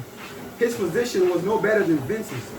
The spray of bullets snapped into the house and ricocheted along the side of the truck. Indiscriminate fire. He stopped shooting. Shit. He struggled onto his feet. Nora said, "Did you get him?" "He made it around the front of the house," Travis said, and headed that way. Vince figured he was approaching immortality, almost there, if he had not already arrived. He was in need of, at most, only a few more lives. And his only concern was that he would be snuffed out when he was that close to his destiny. As a result, he took precautions, like the latest and most expensive model Kevlar bulletproof vest, He was wearing one under his sweater. No, no, no, no, no, no. Which was what had stopped the 4 shots. The bitch had tried to pump into him. The slugs had flying against the vest, drying no blood whatsoever. But Jesus, they had hurt. The impact had knocked him against the wall. No! If he had lain on a giant anvil while someone repeatedly pounded a blacksmith hammer into his gut. He felt as if he had lain on a giant anvil while someone repeatedly pounded a blacksmith's hammer into his gut. Hunched over his pain, hobbling toward the front of the house, trying to get out of the way of that damn Uzi. He was sure he was going to be shot in the back, but somehow he made it to the corner, climbed the porch steps, and got out of Cornell's line of fire. Vince took some satisfaction in having wounded Cornell, though he knew it wasn't mortal. And having lost the element of surprise, he was in for a protracted battle. Hell, the woman looked to be almost as formidable as Cornell himself, a crazy Amazon. He could have sworn there was something of the timid mouse in the woman, that it was her nature to submit. Obviously, he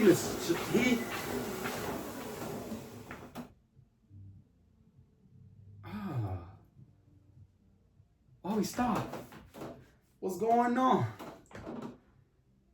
What's going on? So after 3 miles, you stop? We still going, baby.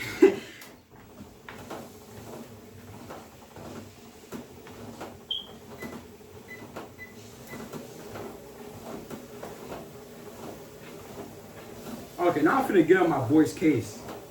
Because why would he sell me a treadmill that stops only after certain miles? What's going on, man? What's going on? What's going on?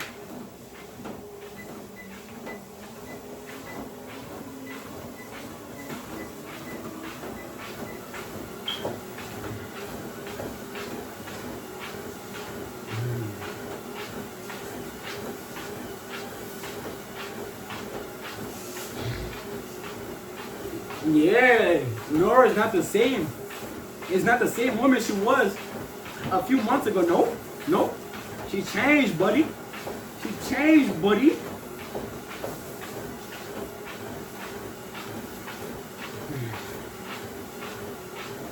And that spooked him. Vince Nasco was not accustomed to making such mistakes. Mistakes were for lesser men, not for the child of destiny. Scuttling across the front porch, certain that Cornell was coming fast behind him, Vince decided to go into the house.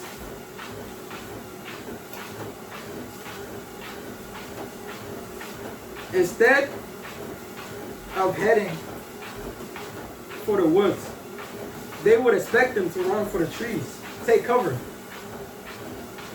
and reconsider his strategy. Instead, he'd go straight to the house and find a position from which he could see both the front and rear doors. Maybe he'd take them by surprise yet. He was passing a large window, heading for the front door, when something exploded through the glass. Vince cried out in surprise and fired his revolver. But the shot went into the porch ceiling. And the dog, Jesus, that's what it was. The dog hit him hard. The gun flew out of his hand.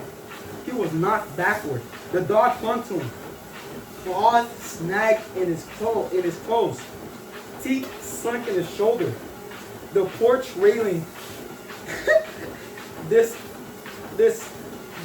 integrity. Oh my gosh.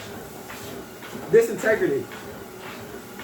They tumbled out into the front yard, into the rain, screaming. Vince hammered at the dog with his big fist until it squealed and let go of him. Then it went for his throat, and he just knocked it off in time to prevent it tearing open his windpipe. His gut still throbbed, but he hissed and stumbled back to the porch, looking for his revolver, and found Cornell instead, bleeding from his shoulder. Cornell was on the porch, looking down at Vince. Vince felt a great wild surge of confidence. He knew that he had been right all along, knew that he was invincible, immortal, because he could look straight into the muzzle of the Uzi without fear, without the slightest fear. So he grinned up at Cornell. "Look at me, look, I'm your worst nightmare," Cornell said. Cornell said, "Not even close," and opened fire. Raise up the speed. Oh my gosh, that's so cold. Oh my gosh, that's so cold. Oh yeah. Oh yeah. Okay, chill, buddy. Chill. Okay, chill. Calm. Tranquilo. Oh man. Not even close. It opened fire. In the kitchen, Travis sat in a chair with Einstein at his side, while Nora dressed his wound. As she worked, she told him what she knew about the man who had forced his way into the truck. "He was a damn wild card," Travis said. "No way we could have ever known he was out there. I hope he's the only wild card." Wincing as Nora poured alcohol and inclined into the bullet hole. Wincing again as she bound the wound with gauze by passing it under his armpit. He said, "Don't worry about making a great job of it. The bleeding's not that bad. No. Artery's been hit. The bullet had gone through, leaving a hideous exit wound, and he was in considerable pain. But for a while yet, he would be able to function. He would have to seek medical attention later, maybe from Jim Keen, to avoid the questions that any other doctor would surely insist on having answered. For now, he was only concerned that the wound be bound tight enough to allow him to dispose of the dead man. Einstein was battered too. Fortunately, he had not been cut when he smashed through the front window. He did not seem to have any broken bones, but he had taken several hard blows. Oh my gosh, Einstein is crazy too. Oh my gosh. Woo!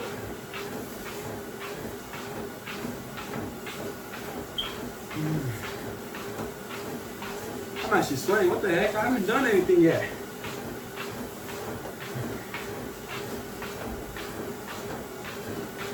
Not in the best of shape to begin with.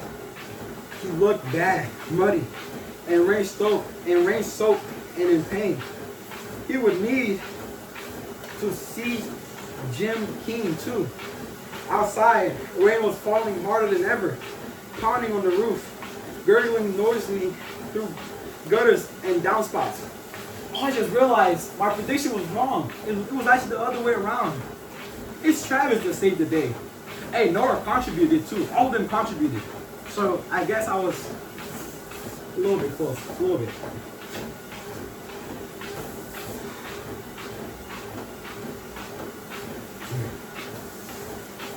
No one in the area. No. It was slanting across the front porch and through the shattered window, but they did not have time to worry about water damage. Thank God for the rain, Travis said. No one in the area will have heard the gunfire and the downpour. Laura said, where will we dump the body? I'm thinking. And it was hard to think, clearly because the pain in her shoulder throbbed up and into his head. She said, we could bury him here in the woods. No, we'd always know he was there. We'd always worry about the body being dug up by wild animals. Found by hikers, better. Found by hikers, better. There are places along the coast highway where we could pull over. Wait until there's no traffic. There's no traffic. Drag him out of the bed of the truck and toss him over the side. If we pick a place where the sea comes in right to the base of the slope, it'll carry him out, move him away before anyone notices him down there. As Nora finished the bandage, Einstein abruptly got up, whined. He sniffed the air. He went to the back door, stood.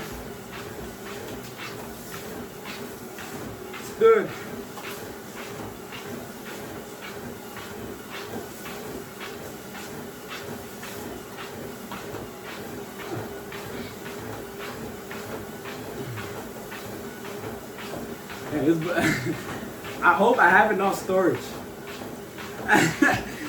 Okay, cool.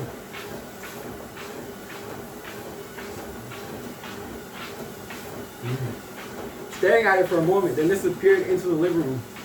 I'm afraid he's hurt worse than he seems to be, Nora said, applying a final strip of adhesive tape. Maybe, Travis said, but maybe not. He's just been acting peculiar all day. Ever since you left this morning, he told me it smelled like a bad day. He was right, she said.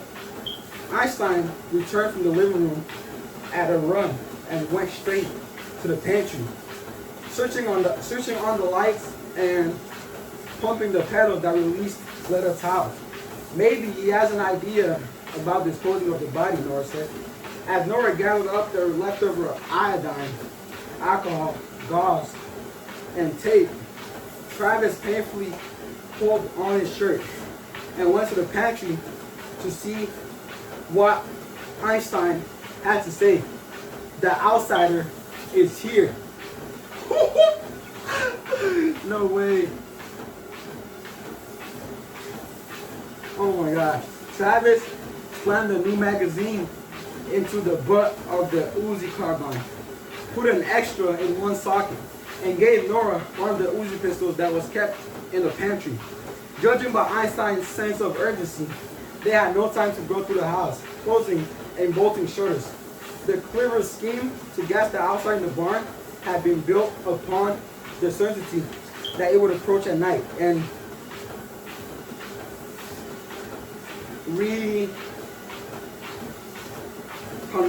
reconnoiter. Now that it had come in daylight and had, what does the word even mean? Oh my gosh, so frustrating.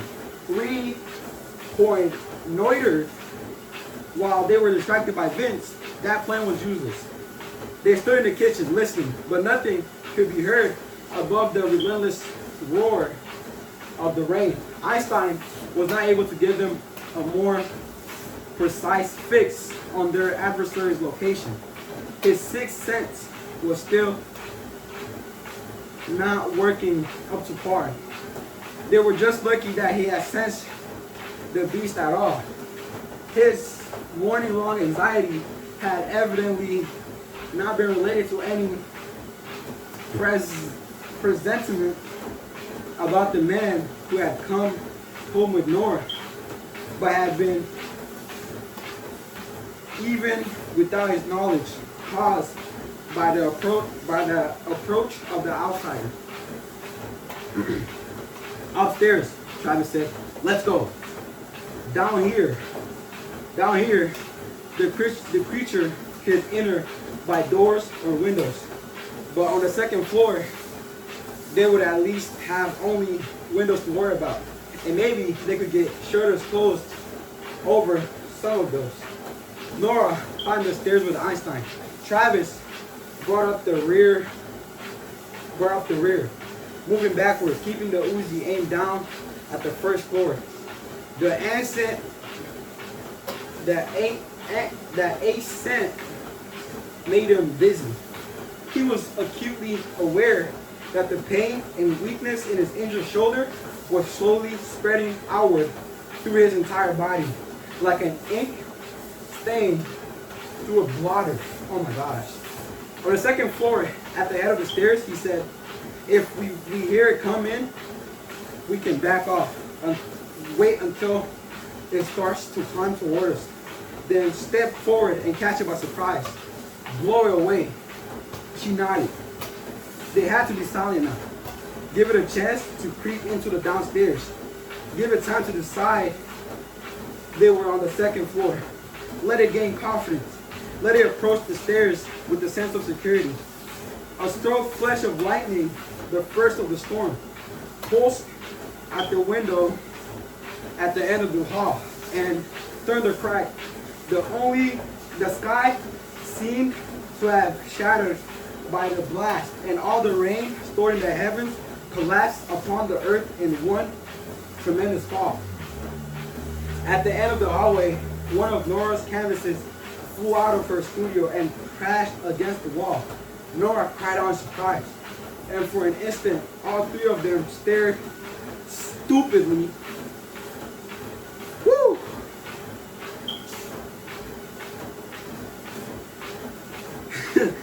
Oh my gosh.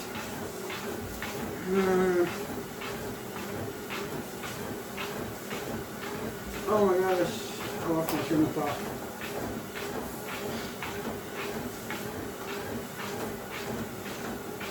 At the painting lying on the hall floor, half thinking that its poltergeist-like flight had been related to the great crash of thunder and the lightning. A second painting sailed out of her studio, hit the wall, and Travis saw the canvas was shredded. Oh my gosh, no! No! Oh no. The outsider was already in the house. They were at one end of the short hall. The master bedroom and future nursery were on the left. The bathroom and then Nora's studio on the right. The thing was just 2 doors away in Nora's studio, demolishing her paintings. The outsider's a hater, oh my gosh.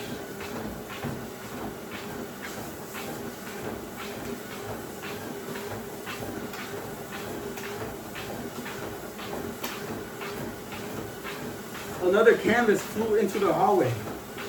Rain-soaked, muddled, battered, still somewhat weak from his battle with his temper. Einstein nevertheless barked viciously, tried to warn off the outsider. Holding the Uzi, Travis moved 1 step down the hall. Nora grabbed his arm. Let's not.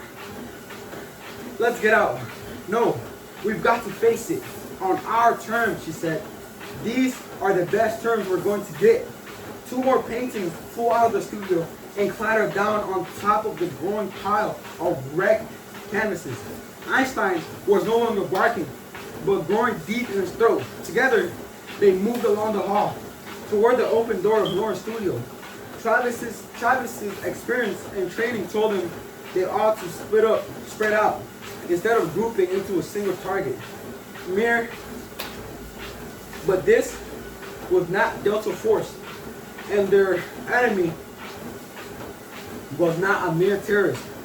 If they spread out, they would lose some of the courage they needed to face the thing. Their very closeness gave them strength. They were halfway to the studio door when the outsider shrieked.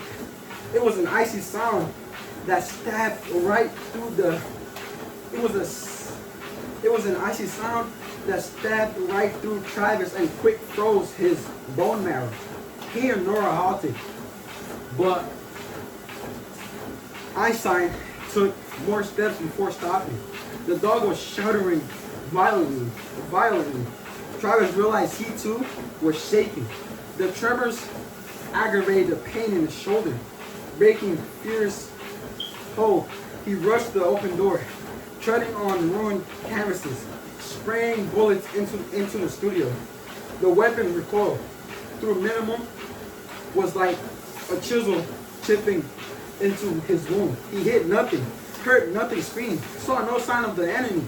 The floor in there was littered with a dozen mangled paintings and glass from the broken window by which the thing had entered after climbing into the front porch roof. Waiting, Travis stood with his legs spread wide, the gun in both hands, blinking sweat out of his eyes, trying to ignore the seething pain in his right shoulder. Waiting. The outsider must be to the left of the door or behind it, on the right, crouched, ready to spring. If he gave it time, maybe it would grow tired of waiting and would rush him, and he would cut it down in the doorway. Einstein, no. It's not smart as Einstein, he told himself. Would Einstein be so dumb as to rush me through a narrow doorway? No. He'll do something more intelligent, unexpected. The sky exploded with thunder so powerful it vibrated the windows and shook the house. Chain lightning sizzled through the day. Come on, you bastard! Show yourself.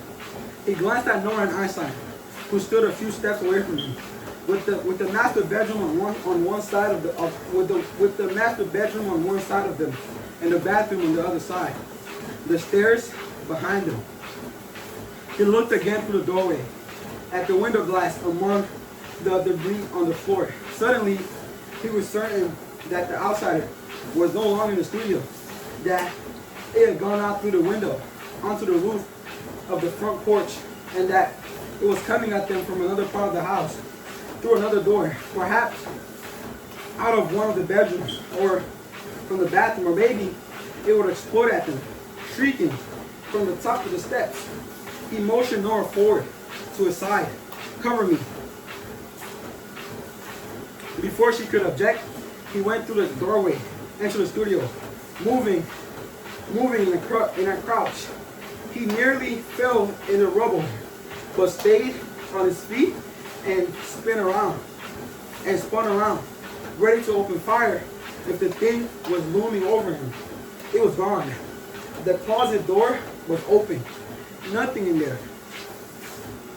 He went to the broken window and cautiously looked out onto the roof of the rain-washed porch. Nothing. Wind keened over the dangerously. Oh my gosh, I'm actually starting to sweat. Woo! This is awesome.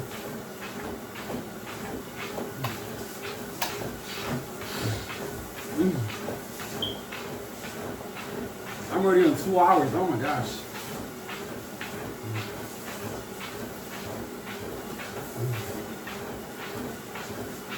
Sharp hands of glass still bristling from the window frame. He started back toward the upstairs hall. He could see Nora out there, looking in at him, scared, but gamely clutching her Uzi. Behind her, the door to the future nursery opened, and it was there, yellow eyes aglow. His monstrous jaws cracked wide, full of teeth, far sharper than the wicked glass shards in the window frame.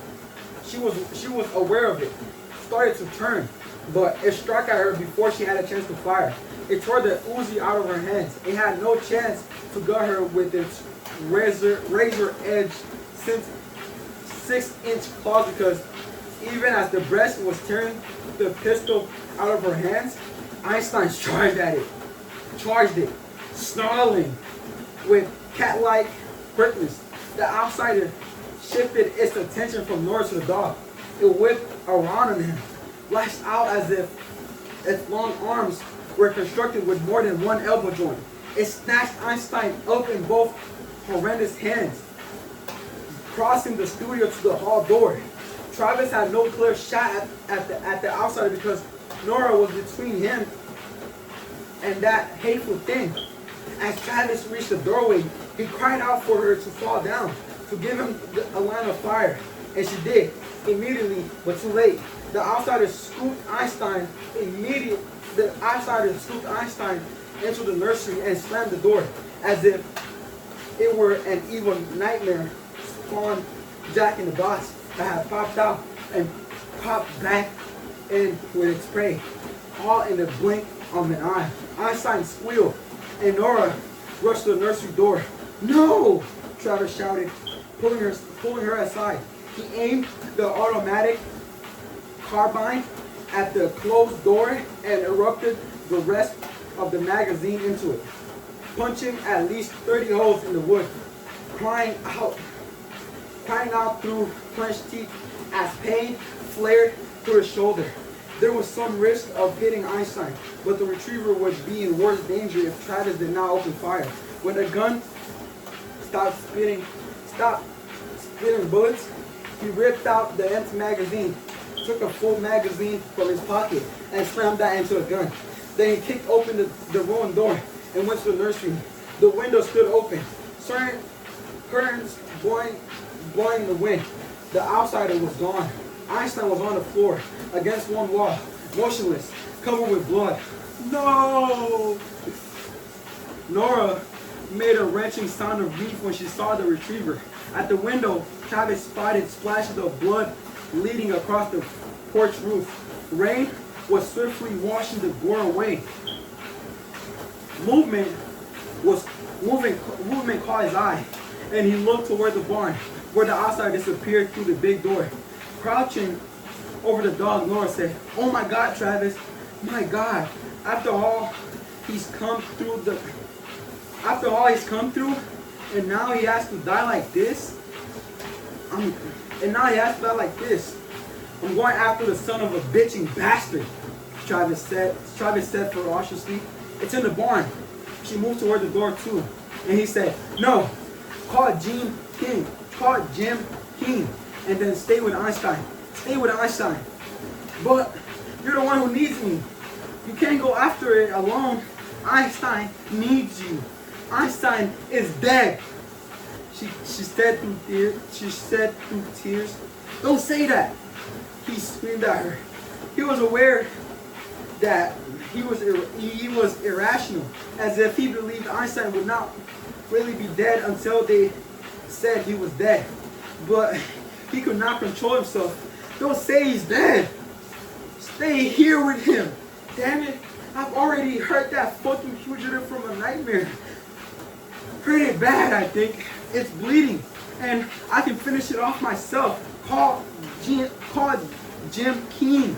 Stay with Einstein." He was also afraid that in all of this activity, she was going to induce a miscarriage.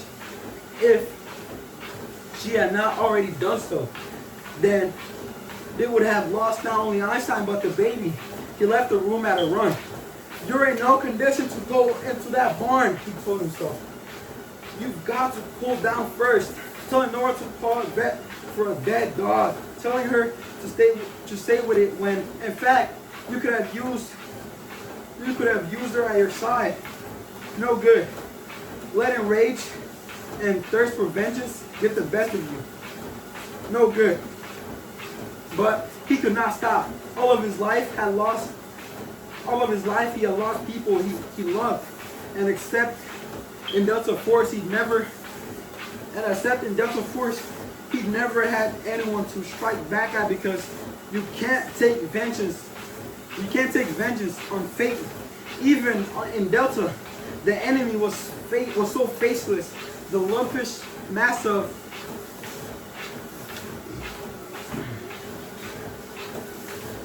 maniacs and fanatics who were international terrorism, that vengeance provided little satisfaction. But here was an enemy of unparalleled evil, an enemy worthy of the name, and he would make it pay for what it had done to Einstein. He raced down the hallway, descended the stairs and they ascended the stairs 2 and 3 at a time. Was hit by a wave of dizziness and nausea and nearly fell. He grabbed at the banister to steady himself. He leaned on the wrong arm, and hot pain flared in his wounded shoulder. Letting go of the railing, he lost his balance and tumbled down the last flight, hitting the bottom hard. He was in worse shape than he had thought. Clutching the Uzi, he got to his feet and staggered to the back door, onto the porch, down the steps, into the yard. The cold rain cleared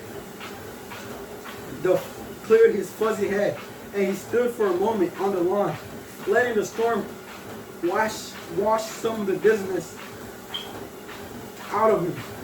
An image of Einstein's broken, bloody body flashed through his mind. He thought of the amusing messages that would never be formed on the pantry floor, and he thought of Christmases to come without Einstein padding around in his Santa cap, and he thought of love that would never be given or received, and he thought of all the genius puppies who would never be born, and the weight of all that loss nearly crashed him into the ground. He used his grief to sharpen his rage, honed his fury until it had a razored edge. Then he went to the barn. The place swarmed with shadows. He stood at the open door, letting the rain beat on his head and back, peering into the barn, squinting at the layered gloom, hoping to spot the yellow eyes. Nothing. He went through the door, bold with rage, and sidled to the light switches on the north wall. Even when the lights came on, he could not see the outsiders. Fighting off dizziness, clenching his teeth in pain, he moved past the empty space where the truck belonged, past the back of the Toyota, slowly along the side of the car, the left. He would be moving out from under the loft in a couple of steps. If the thing was up there, it could leap down on him. That speculation proved a dead end, for the outsider was at the back of the barn, beyond the front end of the Toyota, crouched on the concrete floor, whimpering and hugging itself with both long, powerful arms.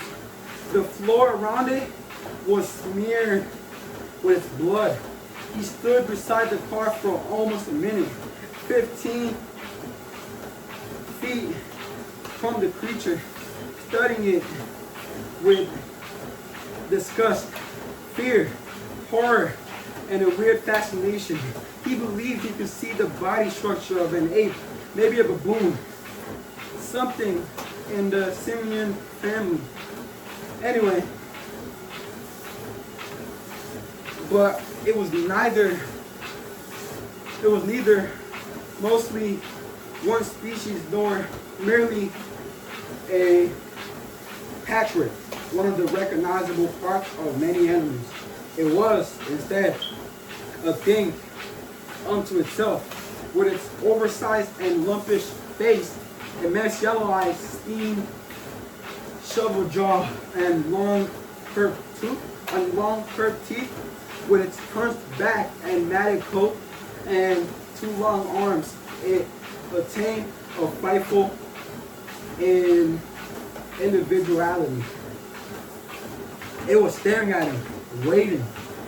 He took 2 steps forward, bringing out the gun, lifting its head, working its jaws. It issued a raspy, cracked, slurred, but still intelligible word that he could hear even above the sound of the storm. Hurt. Travis was more horrified than amazed. The creature had not been designed to be capable of speech, yet it had the intelligence to learn language and to desire communication. Evidently, during the months it pursued Einstein, that desire had grown great enough to allow it to conquer, to come to some extent, its physical limitations.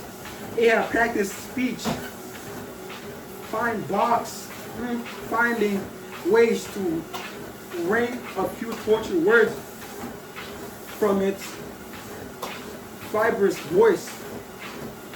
No way. Fibrous voice box and my formed mouth. Travis was